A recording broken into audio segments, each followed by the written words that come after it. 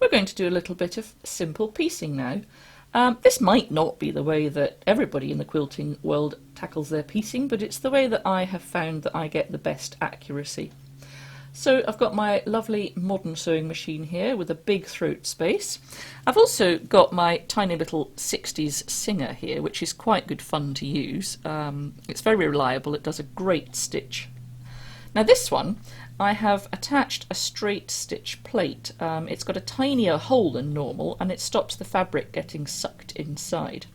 I've also put on a 1/4 inch foot, which gives me an exact 1/4 inch seam from the needle to the outer edge of the foot.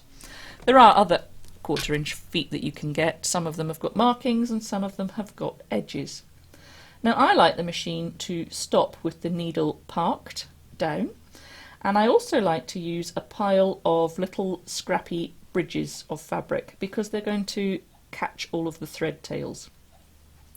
I've got some snippy scissors handy, and I've got my tailor's awl, which is the most amazing gadget ever.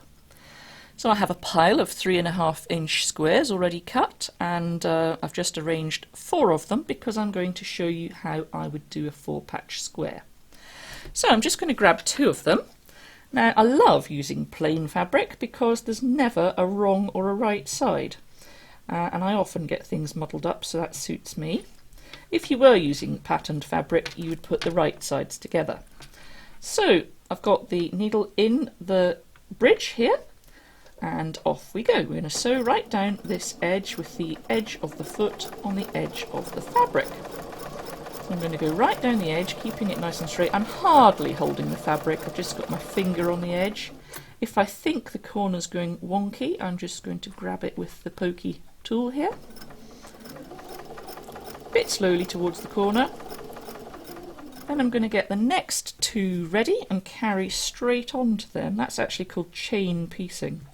If I wanted to do lots and lots of pairs at once, I would just stick them all under and chug through. I'm only going to do 2 pairs for the time being.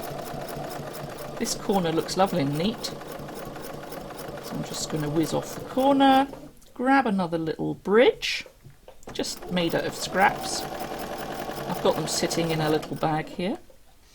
Right, so I've run off onto the bridge, so I shall snip the square off there, snip them apart, snip off the other little bridge that I started with, open them out, and I'm going to press my fingers along the stitch line like that. So this is called finger pressing. I'm going to do both of them nice and firm. Try not to stretch it, I'm just flattening them really. And then I'm going to have 1 pair going uphill and the other pair going downhill, like that. Put them together, line them all up, because if one's going up and one's going down, when they meet, it's going to be very tidy. Right, okay, I'm going to get my tailor's awl, and it just kind of sits there a little bit like a magic wand. And we go down, and then we sort of have a check to see what's happening at the junction. That looks good. And the tailor's awl will just hold it more accurately than your fingers. That went rather well. Coming down the edge. Tailor's awl's holding the corner, creeping towards the corner, grab a bridge, and I'm going to run off onto it. Then I'm going to snip that little tiny tail, snip off the starting bridge, open it out, and finger press that. Now I don't really have to bother with ironing until I've got a pile of these ready, and won't take me long to get a little quilt done just like that.